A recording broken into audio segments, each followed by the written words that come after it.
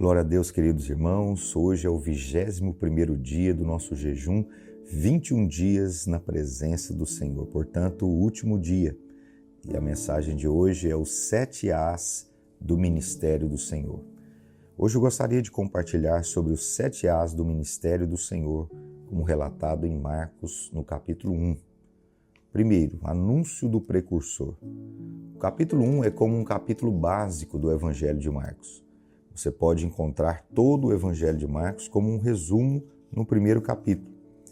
E ao contemplarmos Jesus, podemos aprender a ser como Ele, firmes, calmos e abundantes na obra do Senhor. Marcos 1, do 1 ao 4, diz: princípio do Evangelho de Jesus Cristo, Filho de Deus, conforme está escrito na profecia de Isaías. Eis aí envio diante da sua face o meu mensageiro, o qual preparará o teu caminho. Voz do que clama no deserto, preparai o caminho do Senhor, endireitai as suas veredas. Apareceu João Batista no deserto pregando. O Evangelho é aberto como o precursor, João Batista. A Bíblia fala de João citando este versículo: voz do que clama no deserto, preparai o caminho do Senhor, endireitai as suas veredas. A profecia de Malaquias, no último capítulo do Antigo Testamento, termina com a promessa de Deus de que ele enviaria o seu mensageiro. E no versículo 3 de Isaías 40 é citado sobre João Batista. Ele é a voz do que clama no deserto. Preparai o caminho do Senhor, endireitai as suas veredas. João não é um eco, ele é uma voz. Quando você recebe revelação de Deus, você não é apenas um eco, mas uma voz. E o que vem primeiro, a palavra ou a voz? A palavra. A palavra é a formulação do pensamento. Você pode ver palavras, você pode ouvir palavras antes de pronunciá-las. Portanto, a palavra estava com Deus antes de João, mas João era a voz. Então aqui Deus diz: voz do que clama no deserto.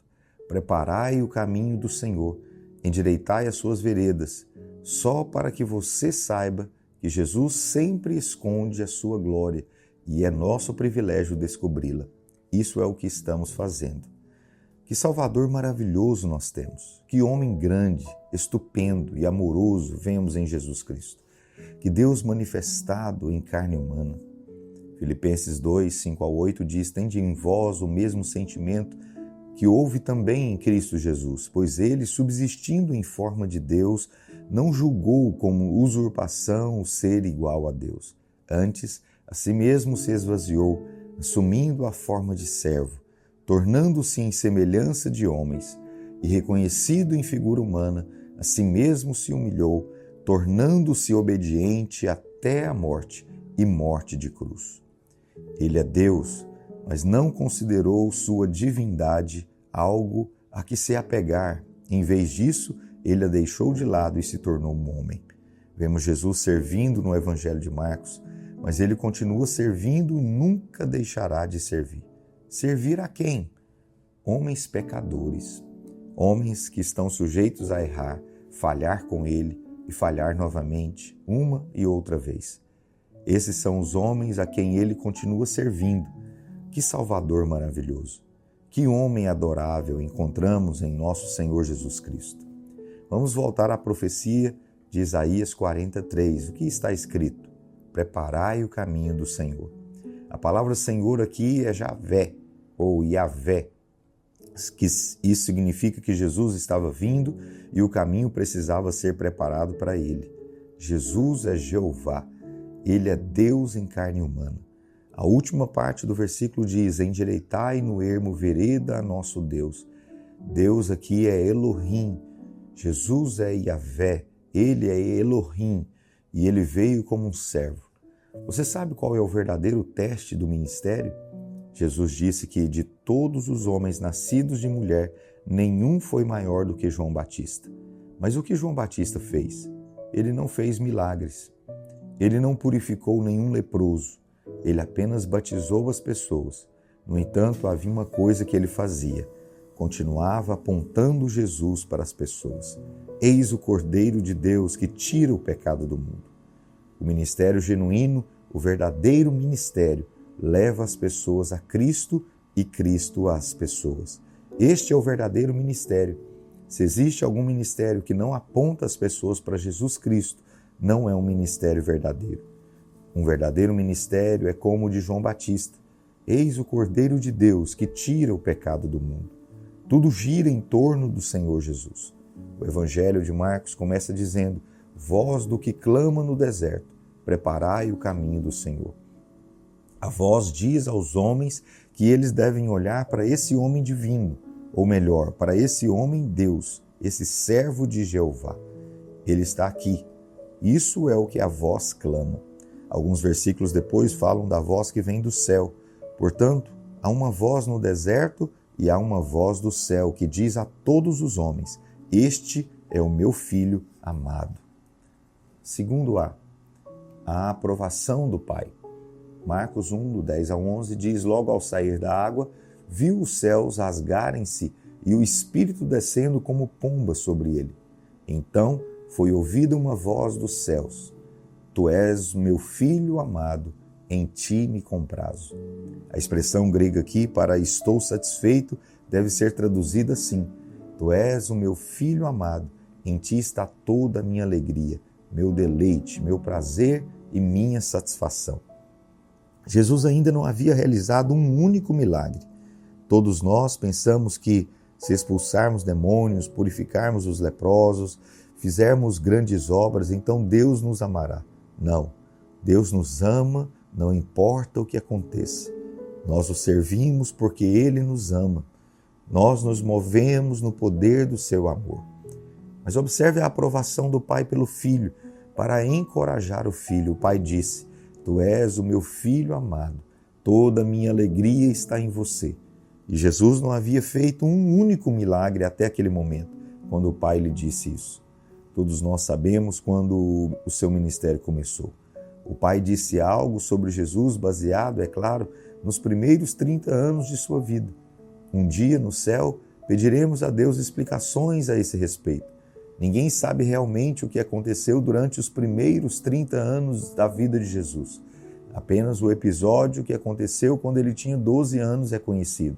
No entanto, esse menino foi uma alegria, uma satisfação, um prazer para o coração do Pai quando era adolescente. Sua humildade, sua obediência e sua honra aos pais. Acho incrível que Jesus, aos 12 anos, fosse mais sábio do que todos os doutores da lei. No entanto, quando a sua mãe e seu pai o encontram, a Bíblia diz que ele se submeteu a eles. Aquele que era mais sábio do que eles se submeteu. Ele era mais esperto do que eles, mesmo com a idade de 12 anos, mas permaneceu sujeito a eles. O versículo seguinte é maravilhoso. E crescia Jesus em sabedoria, estatura e graça diante de Deus e dos homens. Você quer mais graça em sua vida? Aprenda a ser submisso. As pessoas dizem coisas como: eu me submeto a alguém apenas se essa pessoa for mais inteligente, mais sábia e mais forte do que eu. Mas ao fazer isso, não há glória em sua submissão. Se alguém é forte e por isso consegue obrigá-lo a fazer as coisas, você faz porque tem medo dele, mas não há submissão nisso. É tudo uma questão de ceder, desistir. Jesus, porém, se submeteu mesmo com a idade de 12 anos. Com efeito, em 2 ocasiões, o Pai disse a Jesus: tu és o meu filho amado, em ti me comprazo. Uma é esta, quando João Batista batizou Jesus no Rio Jordão. A segunda vez é quando Jesus levou consigo Pedro, Tiago e João a uma montanha, transfigurou-se e o Pai disse: este é o meu filho amado, em quem me comprazo, ouçam-no. Então, em 2 ocasiões, Deus falou essas palavras. O Monte da Transfiguração possivelmente é o Monte Hermon, que é a montanha mais alta de todo Israel. E bem no seu topo, portanto, no ponto mais alto de Israel, o Pai anunciou: este é o meu Filho amado. Quando Jesus foi batizado e saiu da água, esse lugar era muito mais próximo do Mar Morto. Estava em Betânia, além do Jordão. Existem 2 cidades chamadas Betânia. Essa não é a Betânia de Lázaro, que fica na Judéia. Essa Betânia fica do outro lado do Rio Jordão, onde Josué e seus homens atravessaram o rio, onde Jesus foi batizado. Esse é o ponto mais baixo da terra. O Mar Morto está a aproximadamente 450 metros abaixo do nível do mar. O Monte Hermon está a 2.000 metros acima do nível do mar. Então, no ponto mais baixo, o Pai disse: Tu és o meu Filho amado, em quem te comprazo. E ainda no ponto mais alto, ele disse: Este é o meu Filho amado, em quem me comprazo. Nessas duas ocasiões, ele repetiu essa afirmação. No ponto mais alto, o Filho Jesus Cristo é o amado de Deus. E mesmo no ponto mais baixo da terra, Deus disse: Você é o meu Filho amado, em ti me comprazo. É também a região mais ao sul e a região mais ao norte de Israel. É quase como se Deus estivesse dizendo: de norte a sul, de ponta a ponta, por toda a terra, eu proclamo que Jesus é meu amado. Terceiro, a ação do Espírito. Vamos voltar ao texto de Marcos. Ele viu os céus sendo abertos. Gosto muito dessa expressão dos evangelhos. Os céus se abriram para ele. Literalmente em grego significa exatamente isso. Os céus se abriram para Jesus. Se você fala sobre Jesus, os céus se abrem para ele. É por isso que até os demônios tremem quando você diz, em nome de Jesus. Por quê? Porque todos os céus se abrem quando você diz Jesus. O nome de Jesus é o nome acima de qualquer outro nome. O poder desse nome, usado por nós, faz os demônios fugirem. O Evangelho de Mateus foi escrito para os judeus, enquanto o Evangelho de Marcos foi escrito para os gentios. Marcos não se preocupou em mencionar as leis judaicas, precisamente porque estava escrevendo para os gentios. Mas Mateus fala muito sobre as leis judaicas, sobre a história judaica, porque o seu público era judeu. Você sabia que no Evangelho de Marcos a menção de milagres é 3 vezes maior do que no Evangelho de Mateus?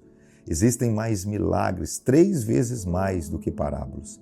Em Mateus, há mais parábolas. Sabe por quê? Porque quando se trata de servir a Deus, o que você faz, ou seja, suas obras, é mais importante do que o que você diz.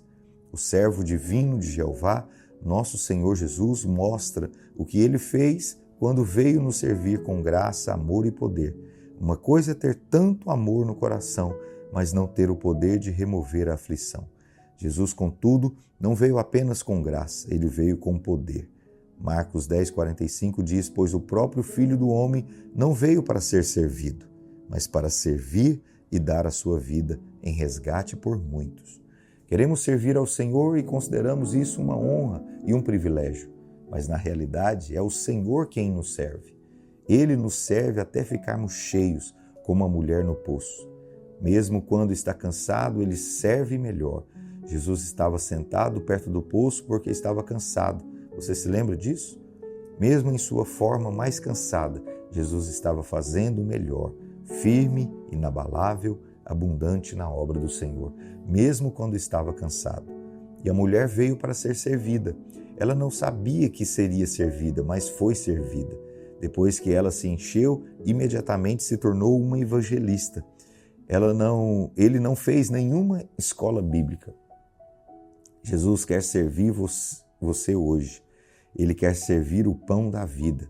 Ele quer lhe dar rios de água viva. Ele quer lhe dar o pão que cura. Ele quer lavar os seus pés. Ele quer dar paz à sua mente. Você pode deixar que ele o sirva? Não se esqueça, você precisa consentir com isso. Não seja como Pedro, que disse: Senhor, não podes lavar os meus pés. E o Senhor respondeu-lhe: Se eu não te lavar os pés, não tens parte comigo. Pedro foi salvo, mas não quis ter parte com ele. Então, aqui temos uma bela imagem em Marcos. Há mais milagres em Marcos porque a ênfase está nas obras e não nas palavras. No Evangelho de Marcos, temos 12 relatos de Jesus expulsando demônios, 12 histórias nesse pequeno evangelho de 16 capítulos. Mas em Mateus, temos apenas 4 ou 5 desses relatos, 4 ou 5 em comparação aos 12 de Marcos. Fantástico! Eles são os relatos dos atos do Senhor. Assim, a questão é que No Evangelho de Marcos, apesar de ser um servo, Jesus tem domínio sobre todo o mundo visível e sobre todo o mundo invisível. Parece que o Espírito Santo está nos dizendo: você quer poder? O poder em meu reino funciona assim. Ele flui por meio de pessoas que são humildes e têm um coração de servo. O próprio Jesus disse que os reis desse mundo dizem que se eles são maiores, os outros devem se submeter. Eles dominam as pessoas. Eles apenas dizem às pessoas o que fazer. Mas Deus está falando de liderança que serve o povo. Jesus disse que é assim que você vai crescer. Ele não quer que você se torne insignificante, mas diz: faça isso e você será grande. Sim, Ele quer que você seja grande, mas não promovendo a si mesmo, não agindo de acordo com o mundo. Ele diz: se você servir, você será o maior. O capítulo 2 de Levítico fala sobre a oferta de manjares, que consistia numa oferta de flor de farinha, sobre a qual se derramava azeite e se acrescentava incenso. Isso porque cada pensamento, cada palavra, cada ação de Jesus exalava um perfume para Deus Pai, como uma oferta queimada. Sob pressão, o perfume é liberado.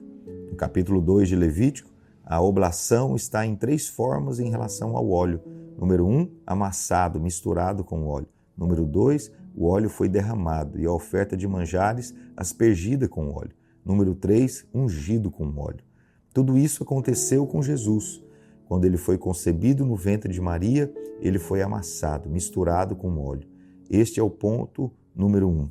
O óleo é o Espírito Santo e o Espírito Santo criou o corpo humano no qual Jesus entrou. Número 2, o óleo é derramado sobre a oferta de manjares. Encontramos isso no Rio Jordão, quando Jesus saiu das águas batismais e o Espírito Santo veio sobre ele. Jesus foi ungido com óleo. E então, na cidade onde ele cresceu, o que ele disse? O Espírito do Senhor está sobre mim, por isso me ungiu. Este é o ponto número 3, a unção com óleo. Quarto A, ataque do diabo. Depois que Jesus foi batizado, ele saiu da água e o Pai falou. A Bíblia disse que logo o Espírito o impeliu para o deserto. Não foi o diabo que mandou Jesus para lá. Foi o Espírito Santo quem o enviou ao deserto para ser tentado pelo diabo. Marcos 1, 12 ao 13. E logo o Espírito o impeliu para o deserto, onde permaneceu 40 dias, sendo tentado por Satanás. Estava com as feras, mas os anjos o serviam. Porque o Espírito Santo, logo depois que o Pai disse a Jesus que ele era o seu Filho amado, o levou para o deserto. Ele foi levado para ser tentado. Mas há algo sobre isso que você precisa saber. Em grego, há apenas uma palavra para tentação e provação. Ser tentado é ser provado. Ser tentado e ser provado é a mesma coisa no grego. Somente sabemos qual palavra usar pelo contexto. Portanto, a palavra tentado pode significar ser tentado a pecar ou ser provado, posto à prova. Quero dizer-lhe algo sobre nosso Senhor Jesus Cristo. Ele não pode ser tentado a pecar como nós somos. Quando somos tentados, há algo dentro de nós que responde. Há algo dentro de nós, chamado carne, que responde e reage. É o princípio do pecado que entrou quando Adão caiu. Todos os homens o têm, mas Jesus não tem. Quando ele é tentado, não há o despertar de nenhuma agitação dentro dele. Se você me citar Hebreus, onde está escrito que ele foi tentado como nós em tudo, mas sem cometer pecado, não se esqueça da última parte do versículo, sem cometer pecado. Se você estudar o grego original aqui, literalmente não está falando do fato de que ele é sem pecado. Sim, certamente ele é sem pecado, mas nesse caso, sem cometer pecado, significa que ele foi tentado em todas as coisas, mas não inerente ao pecado, não relacionado ao pecado. Jesus nunca foi tentado pelo pecado. Ele não pode ser tentado a pecar. Muitas pessoas no mundo ensinam que Jesus pode ser tentado a pecar, mas insinuar tal coisa é dizer que há algo dentro dele que pode ser despertado. O real significado do que está escrito em Hebreus é que ele foi provado em tudo, mas não inerente ao pecado. Essa afirmação significa precisamente não inerente ao pecado, não relacionado ao pecado. E ser tentado significa ser experimentado, testado. Digamos que eu traga uma barra de ouro e diga a alguém: Ei, esta é uma barra de ouro, é ouro puro. Mas você diz: não pode ser, é muito grande. Você fica surpreso por eu ter uma barra de ouro puro. Então eu digo: é ouro puro, pode testá-lo. Depois de alguns dias você diz: sabe de uma coisa? É mesmo ouro puro, não tem impurezas. Eu testei e descobri que era ouro puro. Esse é o significado da palavra testado. Para o homem pecador, usa-se o termo tentado a pecar. Mas para Jesus usamos testado, provado. Em outras palavras, testar ou provar não é apenas mostrar que algo está errado ou que algo está faltando, mas também mostrar que algo é perfeito. Para isso, o Espírito Santo conduziu Jesus ao deserto. Não foi o diabo que o levou ali. O diabo não quer nada com ele. O Espírito o levou imediatamente para o deserto. É quase como se o Pai dissesse: aqui, diabo, ele é ouro puro. Vá em frente, faça o teste, experimente em tudo. Finalmente o diabo precisa dizer: é ouro puro. O diabo deve reconhecer que ele é ouro puro. Esse é o nosso Deus. Onde quer que ele fosse, ele fazia e fazia mais. Ele servia e expulsava demônios. Já no capítulo 1 de Marcos é relatado que ele expulsou um demônio na sinagoga de Cafarnaum. Muitos já estiveram em Cafarnaum. Estava na sinagoga um homem possuído por um espírito imundo. Jesus estava ensinando na sinagoga e a Bíblia diz que maravilhavam-se da sua doutrina, porque os ensinava como quem tem autoridade, e não como os escribas.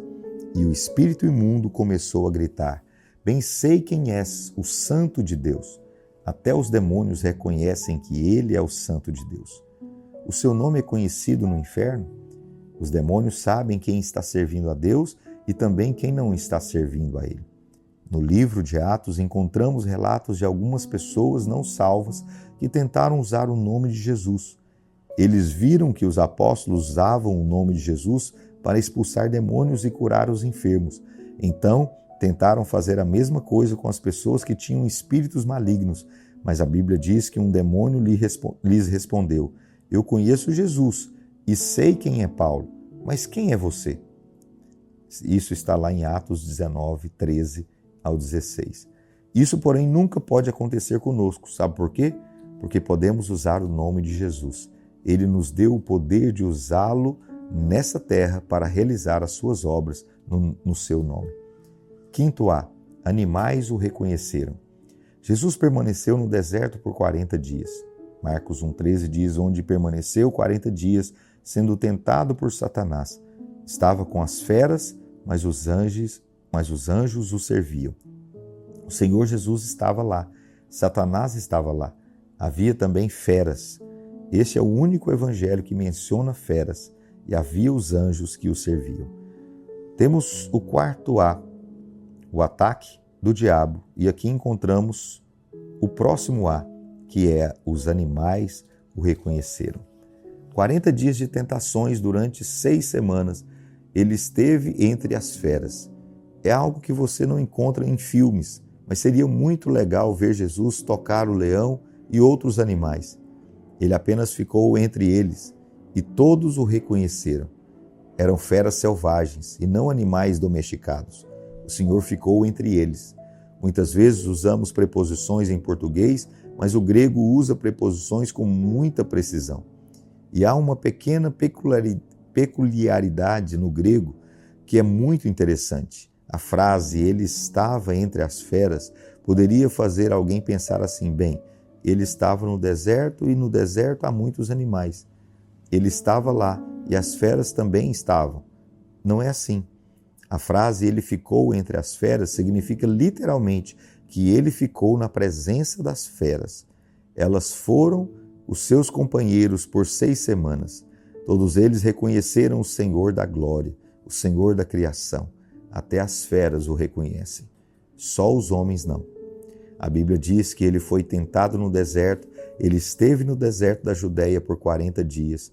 Jesus permaneceu lá 6 semanas, reconhecido pelas feras. Ele foi tentado, provado por amor Ele foi tentado, provado por Satanás, mas reconhecido pelas feras. O deserto da Judéia é árido, e ele ficou lá por 6 semanas, reconhecido por feras. Quando Jesus deixou esta terra e voltou para o céu, as únicas cicatrizes em seu corpo não eram obra de animais selvagens, mas obra do homem. Por toda a eternidade, as únicas coisas que o homem fez no céu serão aquelas cicatrizes, que ele terá para sempre. Elas nunca desaparecerão. Zacarias 13:6 diz: se alguém lhe disser que feridas são essas nas suas mãos, responderá ele: são as feridas com que fui ferido na casa dos meus amigos. Essa é uma profecia sobre o futuro, quando alguém, talvez uma criança, lhe perguntará: que feridas são essas nas tuas mãos? Ele responderá: são feridas que recebi na casa de meus amigos. As únicas cicatrizes que ele tem foram feitas pelo homem. Eis esse maravilhoso servo. E olhemos para nós mesmos, somos tão tolos. Corremos atrás do ouro que Deus usa para cobrir as ruas, em vez de buscar aquele que criou tudo. Até as feras reconhecem o Criador no meio delas. Os homens dificilmente o reconhecem, mesmo quando ele está presente com toda a sua beleza, glória, poder e excelência, servindo-nos graciosamente, servindo-nos com amor poderosamente. Uma coisa é amar sem poder, mas ele nos serve com amor e poder.